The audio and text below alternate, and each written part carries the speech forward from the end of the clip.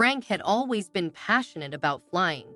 As a hobby pilot and the proud owner of his own helicopter, he loved to soar through the skies on weekends, escaping the stresses of everyday life and enjoying the breathtaking views from above.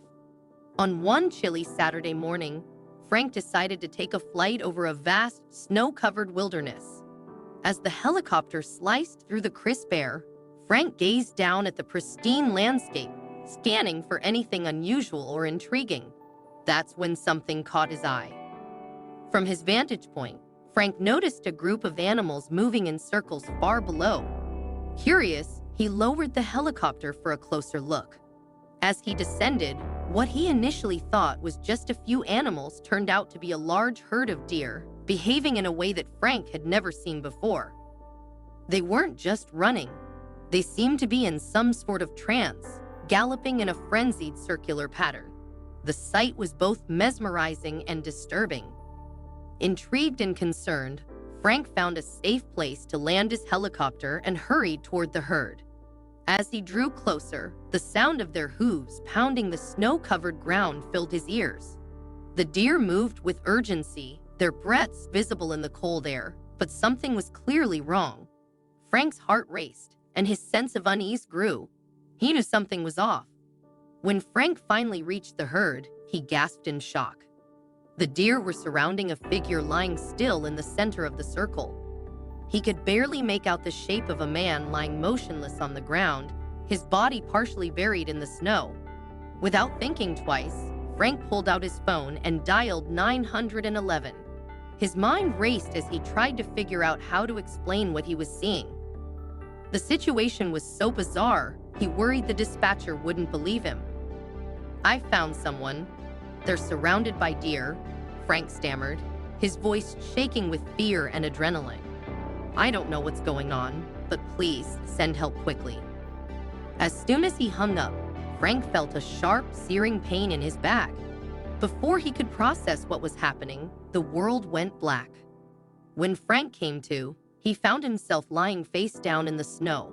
His body ached, and his clothes were soaked through. His back throbbed where he had been struck, but the urgency of the situation forced him to ignore the pain. He groggily lifted his head, blinking against the brightness of the snow, and tried to remember where he was. That's when he saw the herd of deer again. The animals hadn't moved far, and now, with the fog of unconsciousness clearing, Frank realized he was in immediate danger. The deer were still running, their stampede dangerously close. Panic welled up inside him as he scrambled to his feet. He had to find shelter, somewhere safe, away from the relentless pounding of hooves. Frank's eyes scanned the surrounding landscape, and he spotted a small cluster of trees nearby. With no other options, he bolted toward them, pushing his body beyond its limits. He dodged between the trunks, trying to make as little noise as possible, praying the deer wouldn't notice him. His breath came in ragged gasps, and his heart hammered in his chest as he crouched behind a large tree. The stampede continued, the sound of hooves a deafening roar. Frank peered around the trunk, searching for any gaps in the herd's movement. The deer moved in a pattern, their rhythm chaotic, but with moments of pause. Frank studied them, trying to figure out the best time to make his next move. With no time to waste, Frank waited for a break in the stampede. As soon as a gap appeared, he sprinted toward the center of the circle, dodging the deer as best he could. His legs burned with the effort, but adrenaline pushed him forward. He had to reach the man. When Frank finally made it to the still figure in the center of the circle, he realized the man was alive, but barely. His face was pale, and his breathing was shallow. Frank quickly knelt beside him, gently shaking his shoulder. "Hey, can you hear me?" Frank asked urgently. The man didn't respond. His clothes were thin and not nearly warm enough for the harsh conditions. Frank knew that if they didn't get out of there soon, the man wouldn't make it. Desperate to keep him alive, Frank tore strips from his own clothing to create makeshift bandages, wrapping them around the man's wounds and doing his best to shield him from the cold.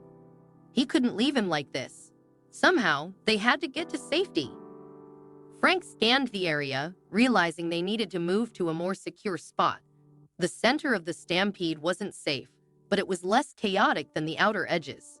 Carefully, he began dragging the unconscious man toward a tree where they could huddle together for warmth. Every step was an agonizing effort, but Frank pushed through, knowing it was their only chance for survival. The deer, meanwhile, continued their frantic circling, but Frank noticed a shift in their behavior. They were slowing down, their movements less erratic. Something had changed. As Frank looked up, he heard the distant sound of sirens cutting through the stillness of the forest. Hope surged in Frank's chest. Rescue was on the way. He whispered words of comfort to the unconscious man, telling him to hold on just a little longer. The sound of approaching vehicles grew louder, and soon, the deer began to part, creating a path as if they knew help was coming. It was a surreal moment, watching the animals move aside like spectators in a grand procession. The rescue team arrived with blinding efficiency. Paramedics, bundled up in thick coats, rushed to Frank and the injured man. They worked quickly, checking the man's vitals and preparing him for transport. Frank stepped back, watching in relief as the professionals took over. Police officers approached Frank, asking him about the strange events that had unfolded. As they spoke, the injured man began to stir. His eyes fluttered open, and with a hoarse voice, he shared his story. The man explained that he was a local deer farmer. He had been out in the forest when a pack of wolves had attacked his herd. The deer had formed a circle as a protective measure, using their numbers to fend off the predators. In the chaos, he had been knocked down and left unconscious in the snow. The wolves had fled, but the deer had remained in their defensive formation, keeping him safe in the center of the stampede. As the man recounted his tale, Frank couldn't believe the strange series of events that had brought them together. The deer's unusual behavior now made sense. They weren't acting out of panic, they were protecting their own, and in a way, they had protected him too. Grateful and exhausted, Frank accepted the farmer's offer to visit his property once he recovered. The events of the day had formed an unexpected bond between them, one born out of survival and mutual respect. As the rescue team packed up their equipment and prepared to leave, Frank took one last look at the clearing. The deer had finally dispersed, their job done. The snow-covered landscape was quiet once more, but Frank knew he would never forget the surreal and harrowing experience he had just lived through. With the injured man on the road to recovery and the mystery of the stampede solved, Frank returned to his helicopter, reflecting on the day's events. He had come close to danger, but through quick thinking and the help of nature itself, both he and the farmer had survived. As he lifted off into the sky, Frank felt a deep sense of gratitude. Nature had a strange way of revealing its secrets, and today he had witnessed something extraordinary.